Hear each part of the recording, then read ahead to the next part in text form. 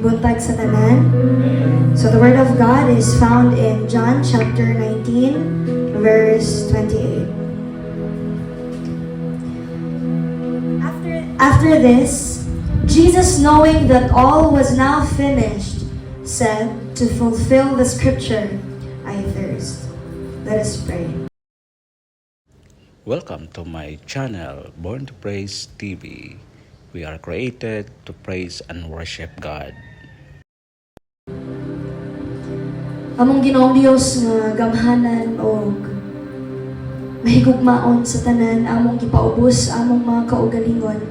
And as we remember, Lord Jesus, your words on the cross, Lord, tabangi kami nga dili lamang kini kutob sa amo nga panghuna-huna. Apan Ginoong Dios kini mununod sa among kasing-kasing. That as we remember your words, your suffering and your sacrifice, Lord, we will give you our best worship, our devotion, our humbling selves, Ginoong Dios, to give you glory and honor, for that is the purpose, Lord, why you saved us. Thank you, O God, in Jesus' name. Amen. So, once again, mayong buntag. So, we've heard the four words of Christ on the cross, and karon nagasulti kini nga I thirst. And in this verse nag-ingon nga aritas Bisaya, nag-ingon din sa John chapter 19 verse 28.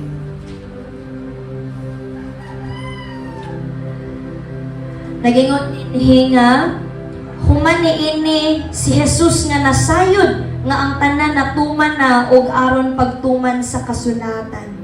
So when we try to see and remember all of these things that God and Christ have done, let us remember nga dili ni by accident or not by kanang tungod kay nahitabo lamang ni ana lamang nga higayon, but remember that the suffering and the sacrifices of Christ was ordained by God before the foundation of the earth.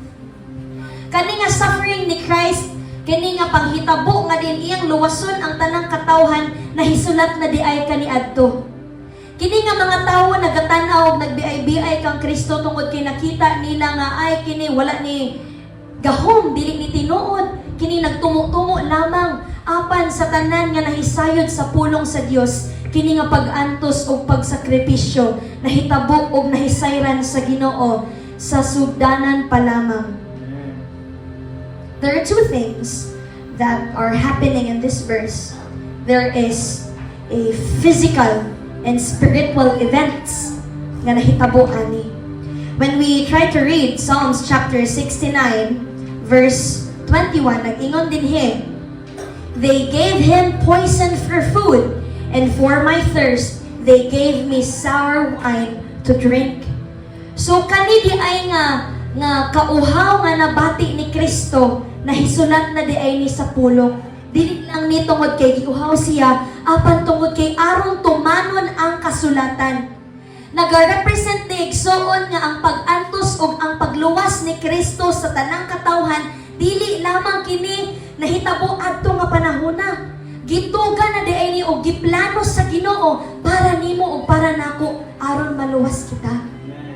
It is planned, it is carefully thought by God. Dili ni tumutumo nga mawala-wala sa Ginoo nga sama sa tawo ay kini ako ning buhaton, ay kini nindot ning buhaton. No. Kini giplano. Kini gi maayo og paghuna-huna sa Ginoo aron mahanay og mahitabo kini nga butang alang sa katuyuan sa Ginoo aron mapadayag ang iyang himaya ug dungog. So that is the first thing is physical. In order for us men to be saved, there must be suffering. Nga gani kinahanglan kita makasinati niini. Kinahanglan kita makaangkon niini. But for us to be saved, Jesus must suffer. In 2 Corinthians chapter 5 verse 29, nag-ingon gani din For our sake, He made Him to be sin who knew no sin, so that in Him we might become the righteousness of God. Atong hinungduman, igsoon nga si Kristo dito sa krus, samtang siya nagpakalansang dito, dili siya mao ang balaan nga Kristo nga naa dito. He was the propitiation of our sin. Gani tanang sala sa tibuok kalibutan, ikuha ni Kristo, gilansang dito sa krus, aron ang pagkamatarong ni Kristo mapunta sa matagsa-tagsa kanato tungod kay ang Ginoo dili siya gusto nga ang tanang mutukan niya hugaw. So si Kristo nagpakamatarong, nagpakabalaan in order for us to present ourselves righteous before the righteous and holy God. To that extent, gihimo ni Kristo kanaatanan. Nagsuffer siya, giuhaw siya. He felt the pain on the cross. So that is the first thing, his physical suffering. And the second is his spiritual condition at the cross. So, sa pagkauhaw ni Kristo dito sa cross, igsoon, it represents our spiritual condition taken upon Christ. Sa pagkauhaw ni Kristo dito sa cross, dili to siya. It is us taken upon Him. Siya di ay ang nag-represent sa tanan nga tawo adto nga higayuna nga giuhaw pag-ayo sa Ginoo tungod kay as what Pastor Imogen said, na ay separation. Sin separates us from God. Ang sala nag-separate nato diha sa Ginoo. And when we try to remember what Christ have said sa woman dito sa well nga naingon siya nga.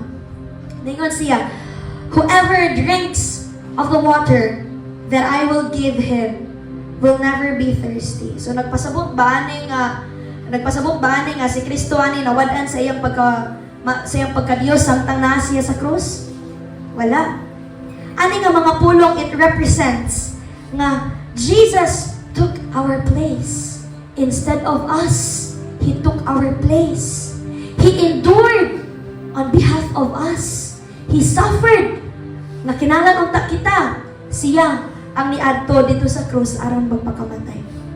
In our spiritual condition, igsoon, sa atong pagka-separate diha sa Ginoo, sa atong nga pagkahimulag diha sa presensya sa Ginoo, wala tay ato ang katakos nga makaduol diha sa Ginoo. Wala tay igo nga kusog, wala tay igo nga ability to come before the presence of God because we are sinners. And because of that, we thirst. Mukito nga nisulti si Jesus ato nga woman dito sa well nga, kani nga pagtubig nga imo nga imnot, dili ka na pag-auhawon. Because in our sinful nature, we can never be satisfied. And in our sinful nature, only Christ can satisfy us. Only the righteousness of God can satisfy us in our thirsty state, which is in our sinful state. So, kani nga condition, kani nga gibuhat ni Kristo nga nakabati siyang thirst, it is our spiritual condition. Sa spiritual, daay nato ni nga pagkinabuhi nga kung wala si Kristo nagbuhat ato, uhawon gihapon taron. Di ta matagbaw. Nagapailalom gihapon ta sa mga butang nining kalibutan na, which God despised most. So, here in the fifth word of Christ, reminded us of our spiritual condition that without Christ's suffering, without Christ's redemptive plan and suffering and ways ngayon gibuhat alam nato, dili gyud ta maluwas igsoon. Di ta ma-restore diha sa Ginoo. Dili ta makabaton ato nga mga saad na gisulti sa Ginoo kung wala kini nga gibuhat ni Kristo alam nato. So again, first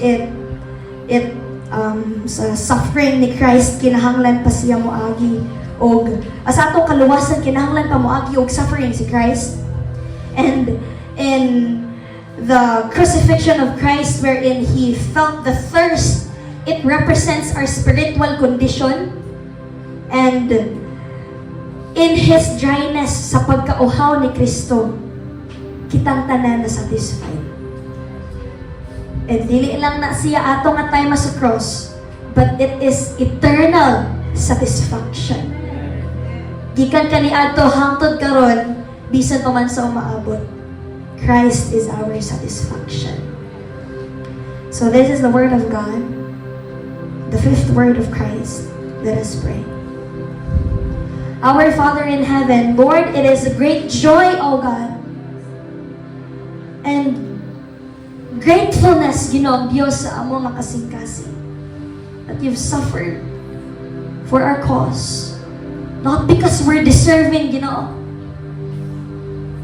Apan tungod kay aron imo nga gahom, pagkamahigugmaon, pagkamaayo, dayag sa tanang katawhan, Ginoong Diyos. Lord, help us to serve you with great humility and thanksgiving, Ginoong Diyos, dinhi sa among mga kinabuhi. Nga di na mo masayon-sayon among pag-alagad kanimo, Ginoo. Tungod kay dili usab sayon imong gibuhat, Ginoo, alang kanamo. Dili sayon imong mga pag-antos, Ginoong Diyos. Imo kining gihuna-huna pag-ayo. Imo kining gibuhat, Ginoong Diyos. Tungod og alang kanamo. Kinsa man kami, Ginoo, nga imo nga gihigugma. Pansalamat, Lord. Kay imo kami gipadaygan niini nga sa mga gugma. Adi na mo masinati. Adi na mo makatagbaw. Ining kalibutana. Lord, we give you all the glory and praises. In Christ's name, Amen. Thanks for watching. Please do like and subscribe. Thank you.